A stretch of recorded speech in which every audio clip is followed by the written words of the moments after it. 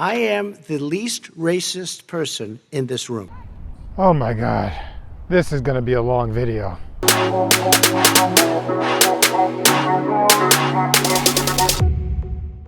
Donald Trump says he's the least racist person in the world.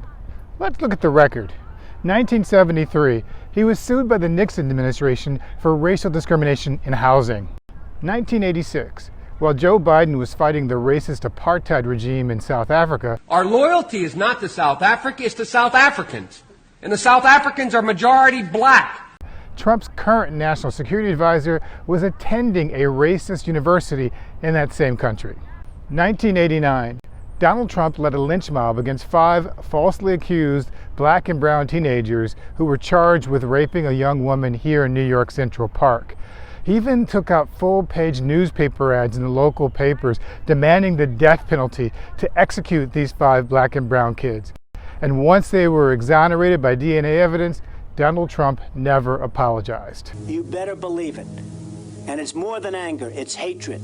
And I want society to hate him.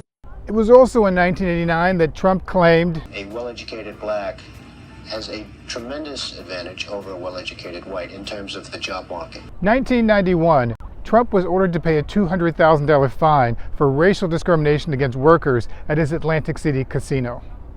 1993, when Donald Trump felt threatened by Native American tribes running competitive casinos, he went to Congress and said, "They don't look like Indians to me." The year 2000, although Trump tries to pretend to be a champion of criminal justice reform today, in his book, The America We Deserve, it was Trump who called criminals predators and thugs. And this is what he wrote in his book. This is Donald Trump. A perpetrator is never a victim. He's nothing more than a predator. The next time you hear someone saying there are too many people in prison, ask them how many thugs they're willing to relocate to their neighborhood. The answer, none. 2011, Donald Trump begins a 5.5-year racist smear campaign lying about President Obama's birth certificate. You have people now down there searching, in Hawaii? Absolutely, and they cannot believe what they're finding. 2015, Trump launches his campaign for president by attacking Mexican immigrants. They're bringing drugs, they're bringing crime, they're rapists. 2016, Trump calls for a ban on all Muslims. Donald J. Trump is calling for a total and complete shutdown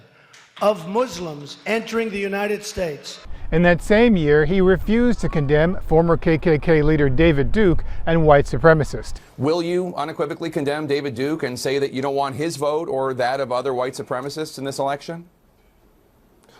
Well, just so you understand, I don't know anything about David Duke, okay? I don't know anything about what you're even talking about with white supremacy or white supremacists. So I don't know. And he openly called for his supporters to use violence against Black Lives Matter protesters. Knock the crap out of them, would you? Seriously. I'd like to punch him in the face, I'll tell you. In the good old days, this doesn't happen because they used to treat them very, very rough.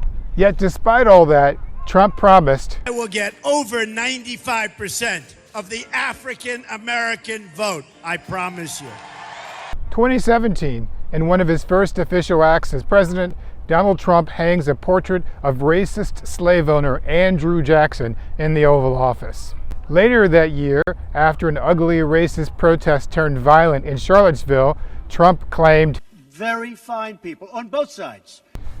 Then came racist rock star Ted Nugent. Obama, he's a piece of shit, and I told him to suck at my machine gun. Trump invited him to the White House. When Colin Kaepernick and black NFL players kneeled to protest police brutality, Trump responded, Get that son of a bitch off the field right now. Out. He's fired. He's fired!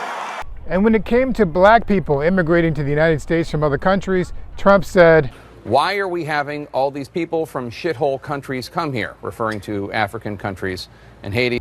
When Trump spoke to police officers, he told them, Please don't be too nice. He's the first president since Richard Nixon not to appoint one single black judge to a federal appeals court.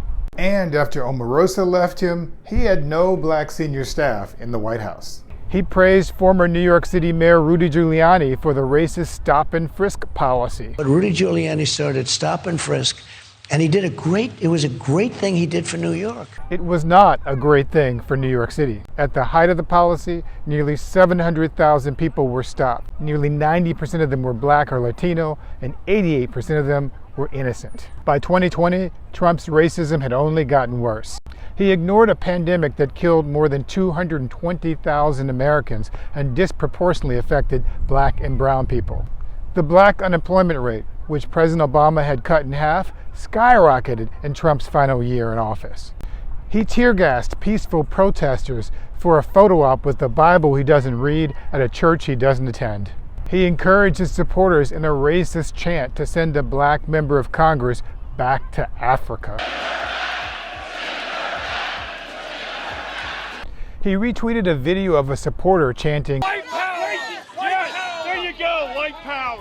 He told a white supremacist group called the Proud Boys, Stand back and stand by. The very next day, he claimed he'd never heard of them. I don't know who the Proud Boys are. I mean, you'll have to give me a definition because I really don't know who they are. Then, when asked to condemn a dangerous domestic terrorist group called QAnon, Trump said, I know nothing about QAnon. I just told you. I know very little. You told me, but what you tell me doesn't necessarily make it fact. And he spent the last few months of his presidential campaign warning white suburban women about scary black and brown people coming to their neighborhood. The suburbs would be overwhelmed with violence and crime. He even invited the white St. Louis couple who pointed guns at Black Lives Matter protesters to speak at his Republican convention. And when Minneapolis police officers killed George Floyd, I don't agree that there's systemic racism in the police department. No, I don't think there's systemic racism. I don't believe there's systemic racism in the U.S. I grew up at a time when there was real systemic racism. A few black Trump supporters have continued to support and defend him. Number one, Ben Carson, the man who said, Obamacare is really, I think, the worst thing that has happened in this nation since slavery. It's not the worst thing since slavery. It gave health care to 20 million Americans and protected 130 million Americans with pre-existing conditions. Millions of black people owe their health care coverage to the Affordable Care Act. Number two, Kanye West, who told Donald Trump that the red MAGA hat. It made me feel like Superman. Number three, Daniel Cameron, the Attorney General of Kentucky, who spoke at Trump's Republican convention and promised Republicans will never turn a blind eye to unjust acts. Weeks later, Cameron refused to indict the white police officers who shot and killed Breonna Taylor. The criminal law is not meant to respond to every sorrow and grief. Number four, Jack Brewer, who spoke at Trump's Republican convention. The same Jack Brewer who told Trump, man, you the first black president. Number five, Herman Cain, who attended Trump's Tulsa rally without a mask and died a few weeks later. And then there's number six. Hello, America. My name is Vernon Jones, and I'm a state representative from the great state of Georgia. He learned nothing from Herman Cain. Oh, look at my African American over here. Look at him. But don't take my word for it. Listen to the people closest to Donald Trump. Trump's lawyer, Michael Cohen. He is a racist. Trump's top black White House aide, Omarosa. He is a racist. And even Trump's own niece. First of all, he just is fundamentally a racist. Have you heard the president use the N-word? Yeah. But Trump claims that nobody has done more for the black community than Donald Trump. Nobody has done more for the black community than Donald Trump. And if you look, with the exception of Abraham Lincoln, possible exception, but the exception of Abraham Lincoln, nobody has done what I've done. Yeah, nobody.